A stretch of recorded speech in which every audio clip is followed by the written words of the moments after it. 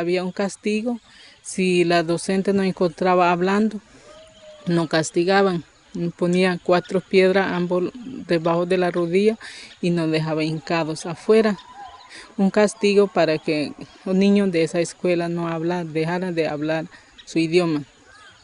Entonces yo me esforzaba para hablar en español, aunque sea malamente, pero me esforzaba.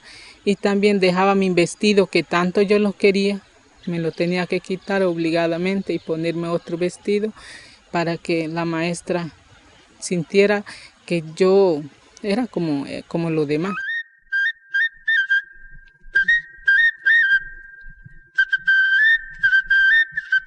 Todo este proceso de salvaguarda inicia, digamos, cuando se activa una política específica del banco que tiene que ver directamente con la parte de derechos indígenas y toda la normativa internacional en el tema y que se vincula al proceso, digamos, del préstamo del banco con las universidades, en el sentido que las universidades plantean como parte de ese proceso o de ese empréstito la parte del acceso a la educación superior. Entonces, en ese momento, el banco define que se active la salvaguarda e inicia todo este proceso de construcción del plan quinquenal que tendrá precisamente como resultado ese plan en el que se involucra las acciones de las 4 universidades. Con el fin de determinar acciones para mejorar el acceso, la permanencia y la pertinencia cultural de la población indígena a las universidades públicas, se trabajó junto con los 24 territorios indígenas. En cada uno de estos territorios se llevaron a cabo talleres, donde en conjunto con padres y madres de familia, líderes comunales, mayores, estudiantes y docentes, se dialogaba y se proponían acciones específicas consecuentes con la cosmovisión indígena.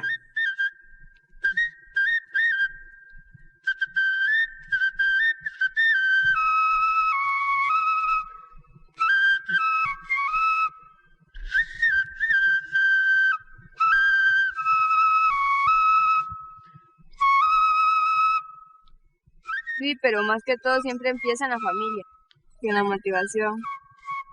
La universidad debería de asistir aquí, ya que somos parte de un proceso, debería de traernos la información. Una de las políticas salvaguardas es la política de los pueblos indígenas. En este caso es importante para recordar que hay 2 objetivos de las políticas. Uno es la protección de los impactos negativos de nuestras inversiones, por ejemplo, en los proyectos de energía, proyectos de infraestructura grande. El otro objetivo es promover las buenas prácticas o los beneficios para los pueblos indígenas.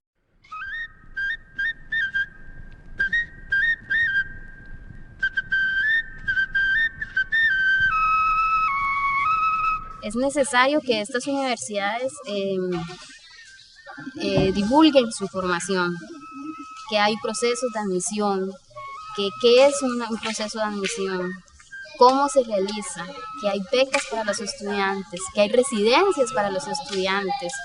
Cada territorio definió su forma de hacerlo y la manera en que nosotros querían que nosotros participáramos y la forma como efectivamente se dio la participación nuestra. Para la elaboración del plan, se creó un grupo de trabajo que está conformado por distintas organizaciones indígenas, como lo son CATLEY, Regional Sulá, la Mesa Indígena de Costa Rica y la Federación Indígena de Estudiantes, más las 4 universidades públicas. Visibilizar el tema indígena, digamos, en las universidades. Estas organizaciones e instituciones han venido trabajando en el Plan para la Salvaguarda Indígena.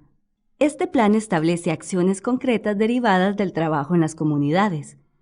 La familia tiene que saber eso porque, un ejemplo, una madre va a decir, voy a mandar a mi hijo a San José, me imagino cuánto plata tengo que gastar, mejor no, te quedas aquí porque no voy a tener plata, pero ya está, que la madre esté informada.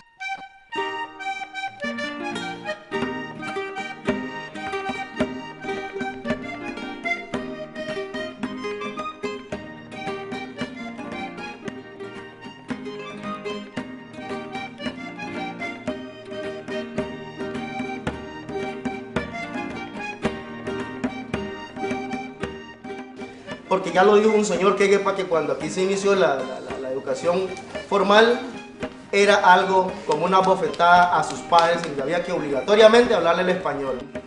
Ellos lo han logrado trabajando y estudiando.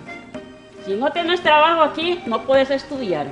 Una conciencia, digamos, que nos identifica y que nos garantice que nuestra identidad y nuestra cultura se va a mantener.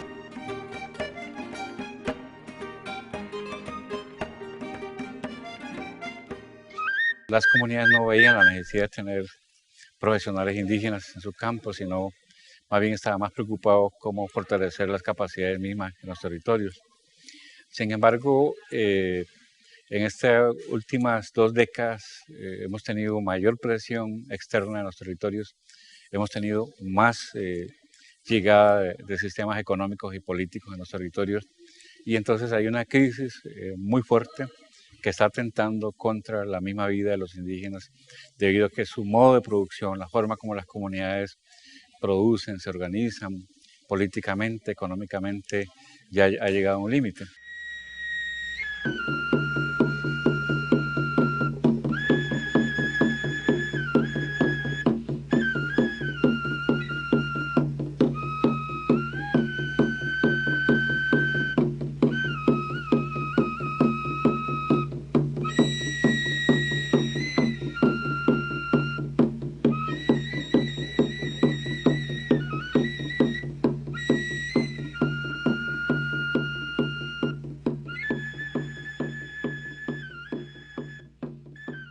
A lo largo de este proceso conjunto, pues hemos definido básicamente barreras en 3 grandes aspectos.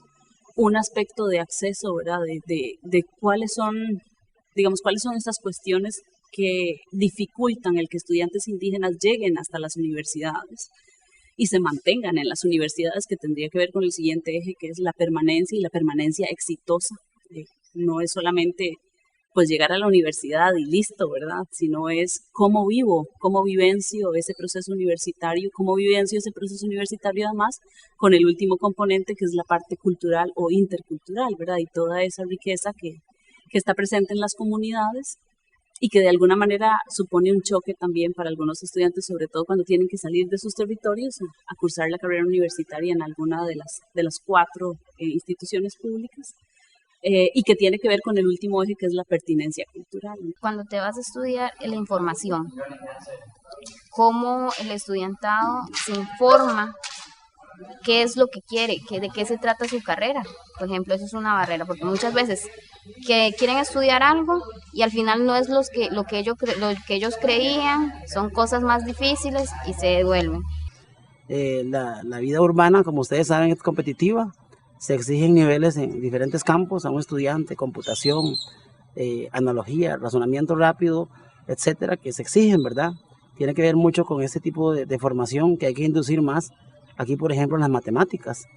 Cuando usted llega a un examen de admisión, lo que le evalúan es la lógica, el español, y eso es lo que está un poco bajo en nuestro territorio. Puede tal vez ser el hecho de no tener electricidad, por poner un ejemplo, allá en la zona de Talamanca o en los territorios noves, donde no hay electricidad. Y muchas universidades piden el ingreso o ciertos documentos vía internet. A los compañeros se les dificulta. Bueno, básicamente para poder trasladarse es en el bus, pero solo hay ruta en la mañana y en la tarde. Y, o sea, no coincide, en la mayoría de los días no coincidía con el horario de clases. Entonces, por lo general, a mí, en mi experiencia personal, te puedo decir que tuve que viajar, como dice uno, al RAI, siempre.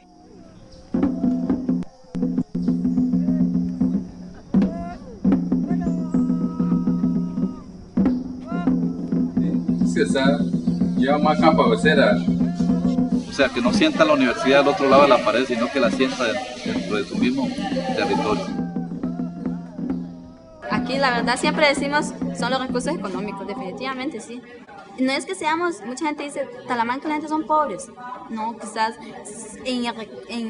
tenemos muchas cosas, muchas riquezas, muchos recursos que definitivamente es demasiado valioso. Lo que pasa es que no tenemos, nuestros padres quizás no tienen empleos como para emplearlos y decirle, está bien, te vamos a mandar, te vamos a sostener, te vamos a dar todo lo que necesitas. La diferencia es mucha, porque por ejemplo, aquí es, aparte que es una comunidad rural, tenemos que tener también que es indígena y trasladarlos a San José es un cambio en todo el sentido de la palabra, en tradiciones, en costumbre, en transporte, en vivienda y económicamente hablando también. Estas barreras vienen a crear también impactos en la misma persona. Y entonces nosotros, incluso los jóvenes indígenas, hemos evaluado que el resultado más destructivo que puede ocasionar ese tipo de no ambientación cultural es el hecho del desarraigo cultural, de yo acoplarme a otra cultura que no es la mía.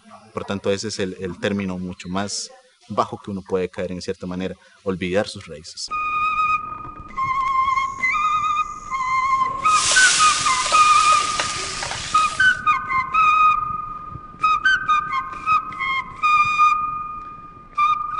Tenemos una cultura, ¿verdad? Un territorio. Nos diferencia porque somos únicos, ¿verdad? Únicos en el país.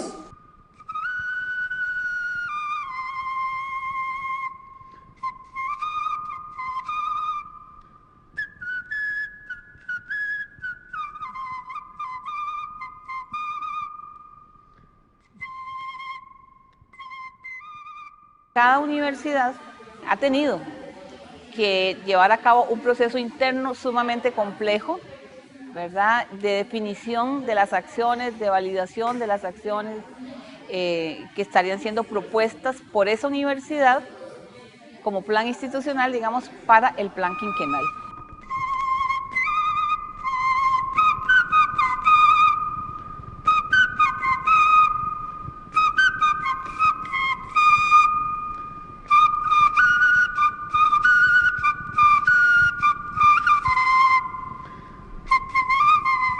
Aquí no hay fuente de trabajo en esta comunidad. Es difícil encontrar una fuente de trabajo. Solamente ahorita lo que están son los docentes indígenas que están aquí. Viendo hacia el futuro, que sí, ellos pueden prepararse en diferentes campos. Por ejemplo, no teníamos hospitales, ya vamos a tener. No teníamos este colegio, ya lo tenemos. Entonces, si tenemos más jóvenes preparados en diferentes campos, conforme como se vaya desarrollando la comunidad, va a haber trabajo y campo para nuestros jóvenes estudiantes. Si sacamos un ingeniero agrónomo indígena con el sistema actual, va a llegar a las comunidades, no va a encontrar forma de poder hacerlo. O incluso va a llegar con una mentalidad diferente al sistema tradicional de producción de los pueblos indígenas.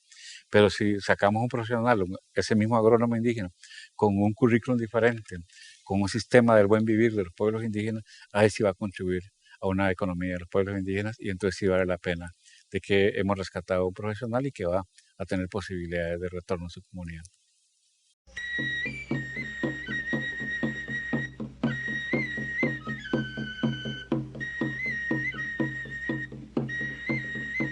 Uno es uno más, un número más. Entonces de ahí entras a una carrera donde su mayoría son psicuas y tienen otra visión de mundo. Entonces vos tenés que adecuarte a esa visión de mundo.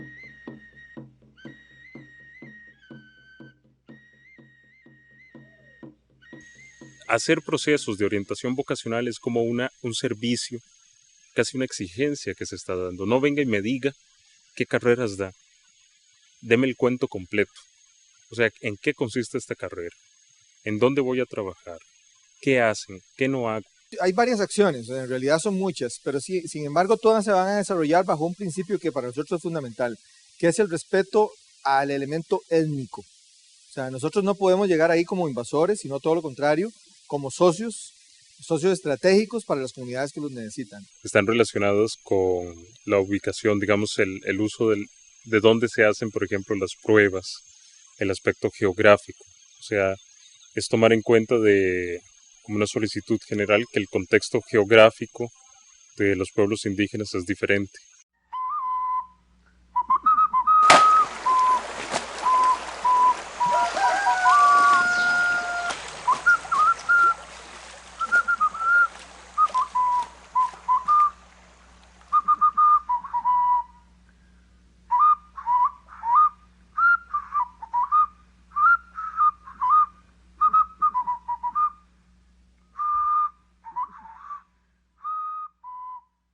espacios donde tengamos convivencia con indígenas, espacios donde también aprenda más de la historia precolombina, etc. Unas cuestiones como esas.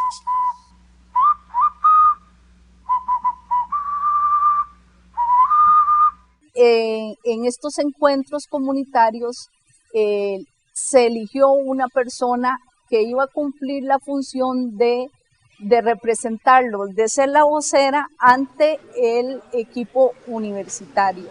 Bueno, padre de familia, ¿quién piensan ustedes?